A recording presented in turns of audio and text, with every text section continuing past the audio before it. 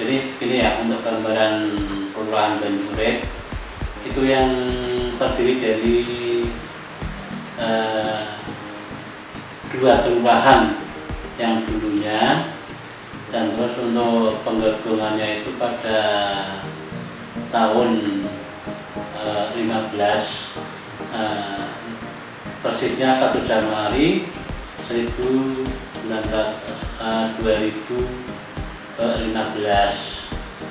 dari Kelurahan Banyurip Alit dan Banyurip Ageng digabung menjadi satu, yaitu menjadi Kelurahan Banyurip, yang tentunya bahwa penduduknya sejumlah 11.056 jiwa. Jadi antara lelaki dan perempuan, dan di Banyurip ini mempunyai satu, yaitu pasar yang terletak di jalan raya, dan juga banyak sekolahan termasuk MI, MTS, dan juga dari SD ada, terus PAUD ada, TK juga ada, SMKI tingkat menengah itu pun juga ada. Yang tidak tertinggal lagi adalah yang sekolahan, yaitu Madrasah Aliyah Negeri Islam Cendekia, kebetulan di Kota Pekalongan, tempatnya di Kelurahan Banyurip. Dan sekarang pun banyak artinya orang-orang cenderung pada menyekolahkan anaknya itu pada sekolahan yang religiusitas, yaitu tentang keislaman atau keagamaan. Kurang lebih di Banyurip itu siswanya itu hampir 3.000 siswa. Jadi memang untuk Banyurip ini sangat lengkap sekali, baik dari ada juga pondok pesantrennya, dari pondok pesantren yang putri, juga yang putra, dan juga fasilitas-fasilitas termasuk masjid itu ada satu. Terus kalau musholahnya kurang lebih itu 30 musholah. Jadi memang ini banyak sekali kalau melihat dari jumlah wilayah Kelurahan Banyurip ini sangat lebar sekali, dan juga penduduknya juga banyak sekali, hampir ya 11.000 lebih. Itu mungkin sebagai gambaran yang ada di Kelurahan Banyurip. Terus untuk keadaan perkembangan ekonomi dari segi usaha itu memang rata-rata untuk Banyurip adalah boom industri batik, yang juga dari karyawannya juga semua dari kalangan di Kelurahan Banyurip.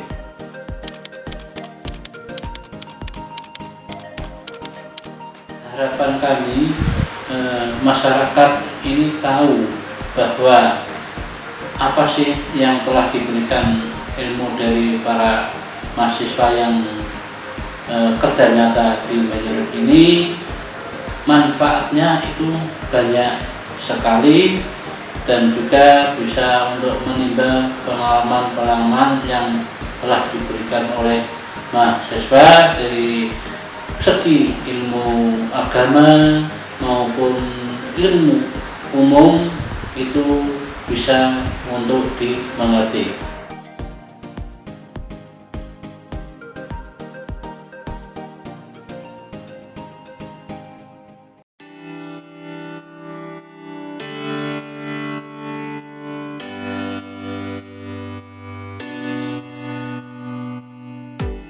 Assalamualaikum warahmatullahi wabarakatuh.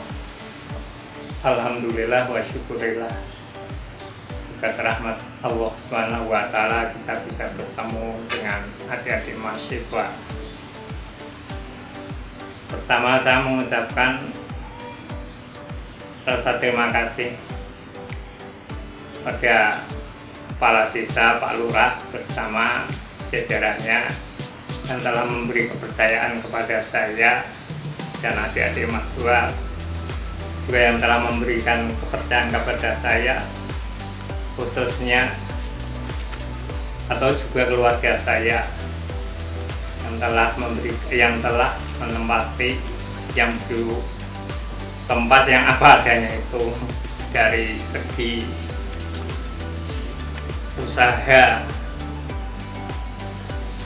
atau dari perjuangan, terutama ya saya itu ya kalau usaha, termasuk saya dan juga kalian semua, itu terutama adalah kejujuran yang perlu kita pakai. Kejujuran, terus kita harus kuat, jangan mudah berputus asa. Umpamanya jatuh satu kali, dua kali, itu bukan jatuh karena seterusnya, tapi jatuh karena untuk bangun lagi. Terus dengan adanya kayak itu, insya Allah nanti akan ketemu sendiri apa yang kita inginkan. Saya sendiri dari nol, modal itu dari nol, nggak punya modal apa-apa. Tapi sebab dari kejujuran, dari keuletan, akhirnya kita dapat kepercayaan.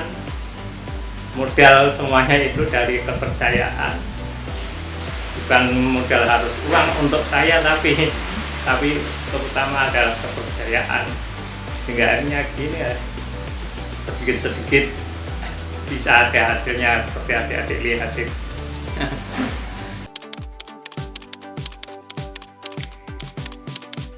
Adanya mahasiswa, saya mengharapkan sekali adik-adik mahasiswa untuk berjuang terus, terutama di dalam bidang agama.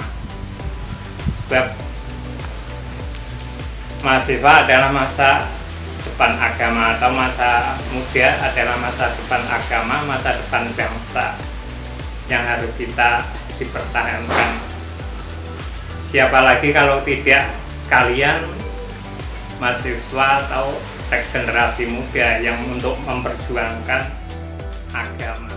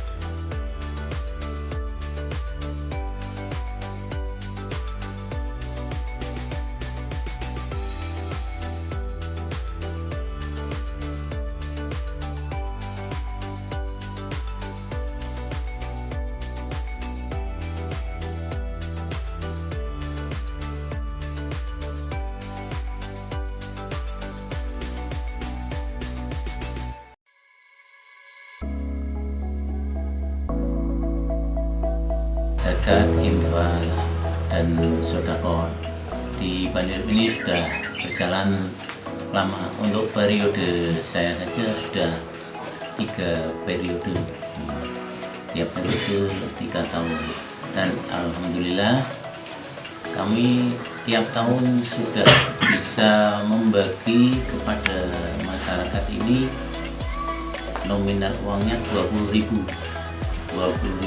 terus beras 3 kilo, satu kantong itu sekitar kurang lebih ya 1 pitrahan ya, kurang lebih 1 pitrahan ya 2,5 kilo lah.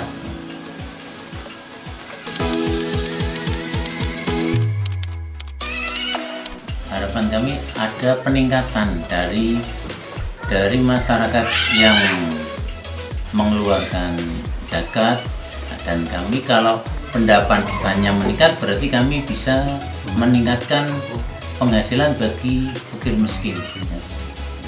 Nah, dengan adanya KKN di mahasiswa di Banyurip ini, kami terima kasih sekali dari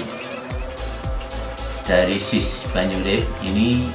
Kami hanya bisa mengucapkan terima kasih atas bantuan tenaga pikiran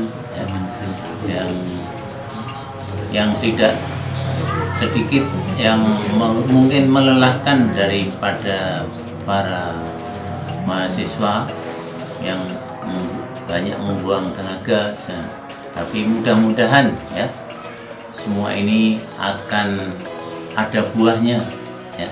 Walaupun mungkin pada saat ini kita belum bisa memetik buahnya, tapi dengan adanya gebrakan dari mahasiswa ini, akhirnya masyarakat kami tergugah untuk berzakat, berinfak dan bersedekah.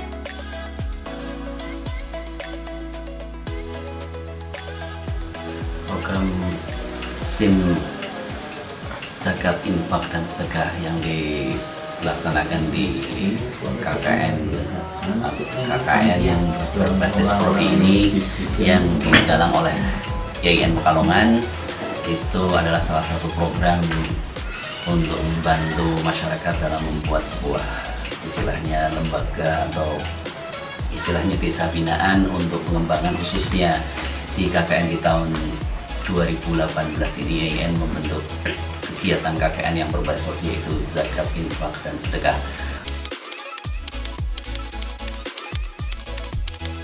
Harapan dari program KKN ini, kami selaku dari tim zakat, infak dan sedekah itu untuk melaksanakan sebuah program pemberdayaan masyarakat, sehingga program ini bisa terwujud dengan sistem zakat, infak dan sedekah ini bisa diterapkan. Harapannya nanti bisa mendorong lembaga amil zakat khususnya di desa Banyurip untuk melaksanakan program ini dengan secara baik, untuk mengaplikasikan sebuah database yang bisa dimanfaatkan di lembaga itu secara maksimal, walaupun program itu bisa seandainya belum bisa diterapkan di saat ini, bisa diterapkan di masa yang akan datang. Oleh karena itu, program ini insya Allah akan sangat bermanfaat untuk masyarakat dan untuk mendorong para muzaki atau donatur untuk mengaplikasikan istilahnya dananya atau zakatnya kepada masyarakat, dan bisa dibantu oleh lembaga untuk mentasyarufkan secara maksimal. Dengan sistem ini, manajemen zakat, infak, sedekah akan bisa berjalan lebih baik dan lebih sistematis dan bisa terkontrol secara lebih baik. Ini itu sebagai harapan dari kami. Assalamualaikum warahmatullahi wabarakatuh. Alhamdulillah wassalatu wassalamu ala rasulillah wa ala alihi wa sahbihi wa mawalah, la hawla wa la quwata illa billah. Allah subhanahu wa ta'ala berfirman di dalam Al-Quranul Karim, khudh min amwalihim shadaqatan tutahhiruhum wa tuzakkihim biha wa shalli alaihim inna salataka sakanul lahum wallahu sami'un alim.